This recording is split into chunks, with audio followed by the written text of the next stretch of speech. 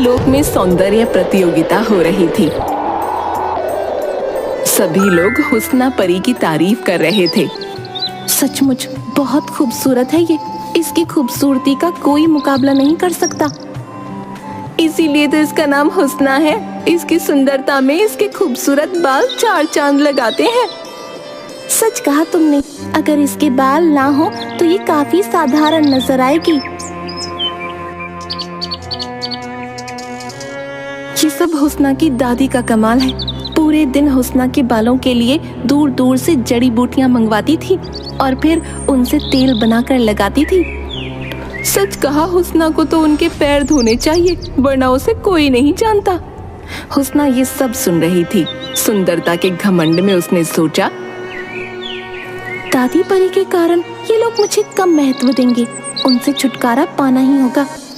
तभी महारानी ने सौंदर्य प्रतियोगिता का परिणाम बताते हुए हुस्ना को बुलाया।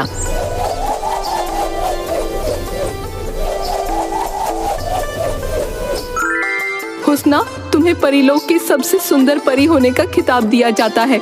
आज से तुम्हें मल्लिका के नाम से बुलाया जाएगा और तुमको मेरी खास परी नियुक्त किया जाता है। धन्यवाद महारानी, आपने मुझे तरह तरह की खूबसूरत पोशाकें और हीरे जवाहरात से भर दिया है। मैं हमेशा आपकी वफादार रहूंगी। जब वापस वो अपने घर पहुंचती है तो उसकी बूढ़ी परी दादी उसकी नजर उतारती हैं। मैं परीलोक की सबसे सुंदर परी हूँ। इस बूढ़ी परी को मेरे सामने से हटाओ। इसे देखकर मुझे बदसूरती का अनुभव होता है। और याद रखना, आज के बाद तुम सब मेरे पैरों की तरफ देखकर मुझसे बात करोगे। लेकिन ऐसा क्यों? ये आपकी दादी है। दादी, ये सिर्फ एक बूढ़ी परी है। तुम सब साधारण हो। मेरे सौंदर्य को किसी की नजर नहीं लगनी चाहिए। सभी परियां हुस्ना का घमंड देखकर वहां से चली जाती हैं। हुस्ना, मैंने तुझे पाल पोस कर बड़ा किया है। मुझ पर दया कर और मुझे यहीं रहने दे। गुस्ताख औरत, मैं मल्लिका हूँ, दुनिया की सबसे सुंदर औरत। तूने मुझे पाल पोस कर बड़ा नहीं किया है, बल्कि मेरी सेवा की है। सैनिकों, इसे मौत के घाट उतार दो। हुस्ना, तू मेरा एहसान भी भूल गई। बहुत पछताएगी तू।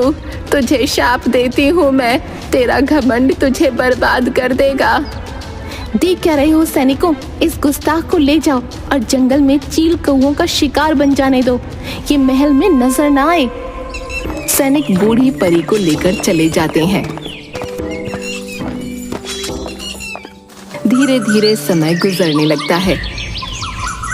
हुस्ना अपने घमंड के कारण किसी की भी मदद नहीं करती और जो परी भी उसे खूबसूरत नजर आती उसके वो बाल कटवा देती और कहती, आज के बाद तुम्हें इसी तरह बिना बालों के अपने मुंह को काला करके रहना होगा, वरना तुम्हें महल में आने की इजाजत नहीं है। 10 साल बीत गए।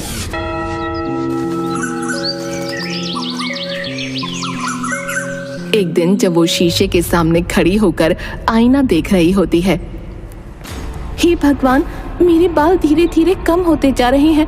आंखों की चमक खत्म हो गई है। अब मुझ में पहले जैसा आकर्षण नहीं रहा। हुस्ना सोचती है, अब मेरी मदद सिर्फ काली परी ही कर सकती है। उसको संदेशा भिजवाना होगा। वो एक कबूतर के पैर में काली परी को बुलाने का संदेशा बांधकर भेज देती है।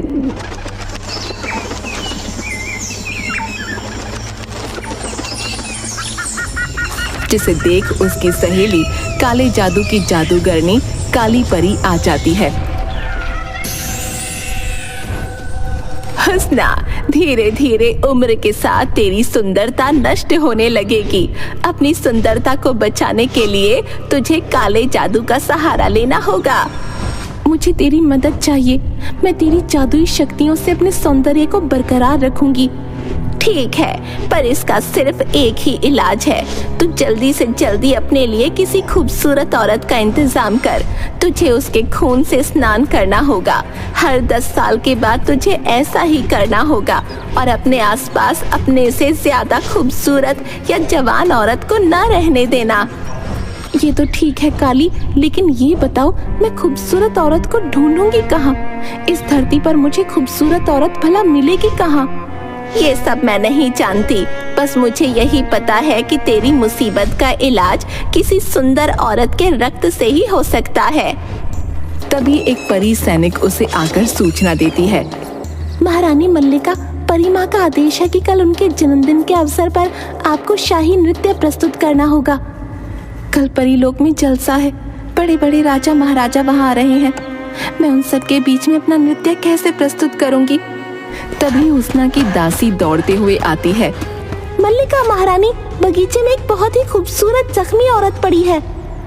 क्या कहा? खूबसूरत जख्मी औरत? चलो देखती हूँ। हुस्ना मन ही मन सोचती है, चलकर देखती हूँ, शायद ये खूबसूरत औरत भगवान ने मेरे लिए ही भेजी है। काली परी के कहे अनुसार मैं इसके खून से ही स्नान कर सकती हूँ। हुस्ना परी उस खूबसूरत घायल औरत के पास जाती है और देखती है कि वो सचमुच काफी घायल थी। ये इतनी खूबसूरत औरत मेरे महल में कैसे आ गई? प्यारी मल्लिका, मेरी मदद करो। घायल होने के कारण मैं बहुत कमजोर हो गई हूँ, मुझे दिखाई भी नहीं देता। तुम मुझे अपनी दासियों में रख लो। बिल्कुल सही, अब तो यही होगा। काली परी की सलाह के अनुसार मैं इसके खून से स्नान करूंगी। इसे तो भगवान ने बिना ढूंढे ही मेरे लिए भेज दिया। आखिर मेरी खूबसूरती की जरूरत तो भगवान को भी होगी। परी सैनिकों, इसे मेरे महल में ले चलो। उसे हुस्ना अपने महल में कैद कर लेती है और उस औरत को मारकर उसका खून एक बाल्टी में भरकर स्नान कर लेती है। लेकिन उसका खून हुस्ना के शरीर पर पड़ते ही उसका शरीर बदलने लगता है। ये क्या हो रहा है? मेरे हाथ पैर एकदम काले हो गए हैं, मेरी खाल में झुर्रियां पड़ गई हैं, मेरे बाल जमीन पर पड़े हुए हैं। ये तेरे घमंड और कर्मों का फल है। मैं वो नहीं जो तू समझ रही थी। याद कर, आज से 10 साल पहले अपनी बूढ़ी परी दासी को, जिसे तूने मौत के घाट उतारने की आज्ञा दी थी। लेकिन तुम तो मर चुकी हो, फिर तुम वापस कैसे आ गई? कहाँ हो तुम? हुस्ना के ऐसा कहते ही एक अत्यधिक दिव्य सुंदरी वहाँ पर प्रकट होती है और कहती है, मुझे बूढ़ा देखकर तुमने मुझे मृत्यु के घाट उतारने की कोशिश की, किंतु अपनी जादुई शक्तियों से मैं बच गई और मैंने 10 साल तपस्या करके इस मायावी औरत को बनाया और उसके अंदर अपना जादुई खून डाला। इस औरत के रक्त को स्पर्श करते ही तुम्हारी सुंदरता मेरे शरीर में आ गई और तुम्हारे दिल की बदसूरती तुम्हारे शरीर के ऊपर दिखने लगी। मुझे माफ कर दो, मैं अपने घमंड में सब कुछ भूल गई थी। तुम्हें अपने कर्मों का फल भुगतना होगा। तुम्हें इसी रूप में जाकर सबके सामने नृत्य प्रस्तुत करना होगा। मुझे किसी भी तरह महल में पहुंचना होगा, वरना महारानी मुझे मौत के घाट उतरवा देंगी और उन्हें मेरे द्वारा किए गए अत्याचारों का भी पता चल जाएगा। हुस्ना किसी तरह खुद जल्दी जल्दी तैयार होती है और अपने सिर पर घूंघट ओढ़कर नृत्य के लिए महल में पहुंच जाती है। आ गई हुस्ना, तुम्हारा स्वागत है। आप सब लोग तैयार हो जाइए। हमारी परी लोक की सबसे सुंदर परी हुस्ना आपके सामने नृत्य प्रस्तुत करने जा रही है। हुस्ना नाचने लगती है, लेकिन शक्तिहीन हो जाने के कारण कुछ ही देर में थक कर बैठ जाती है।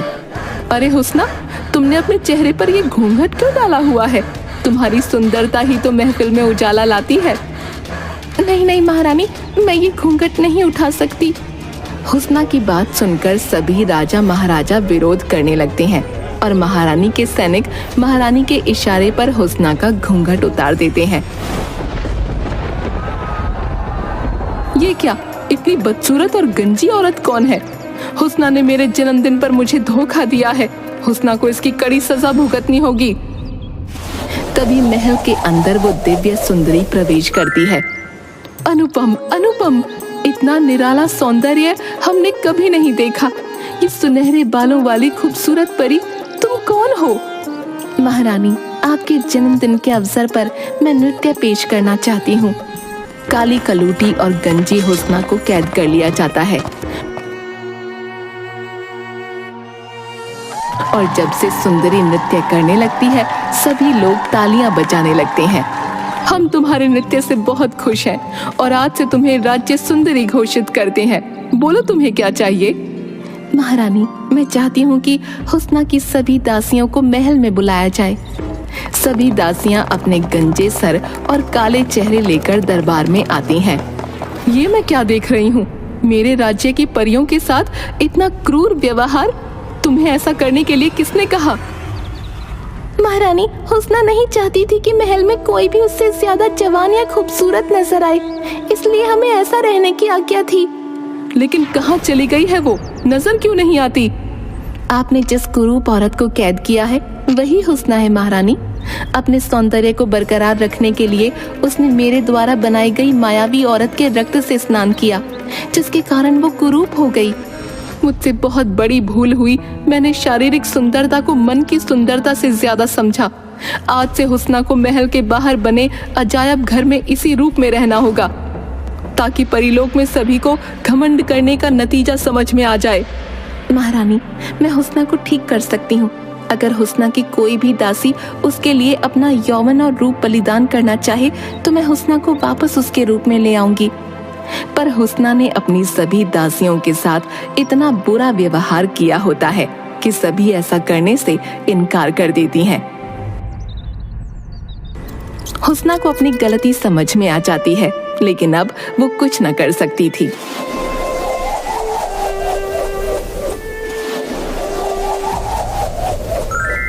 हुस्ना पश्चाताप में रोने लगती है और बोलती है, महारानी, मुझे क्षमा कर दीजिए। मुझसे बहुत बड़ी भूल हो गई। आज के बाद मैं अपने शरीर से ज्यादा अपने मन को सुंदर बनाने की कोशिश करूंगी। अगर मैं चाहूँ तो अपनी जादुई शक्तियों से तुम्हें अभी वापस तुम्हारा सौंदर्य दे सकती हूँ। तो फिर मुझ पर दया करिए।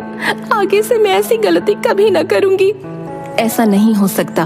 तुमने सुंदरता के साथ साथ नारी की सौम्यता को भी नष्ट किया है।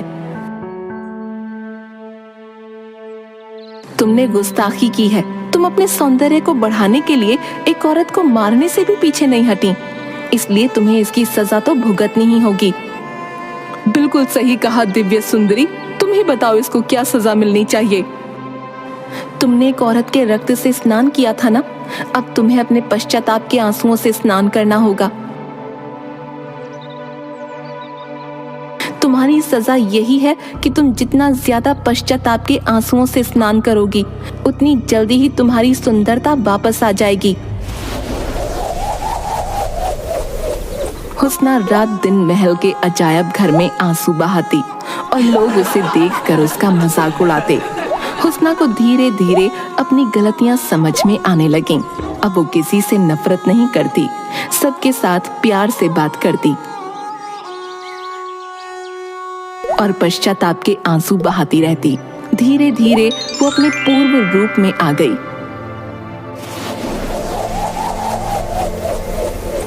और वहां रानी ने उसे क्षमा कर दिया। इसके बाद उसने कभी घमंड नहीं किया और दिव्य परी ने उसको और भी खूबसूरत बना दिया। सभी परीलोक में खुशी खुशी रहने लगे।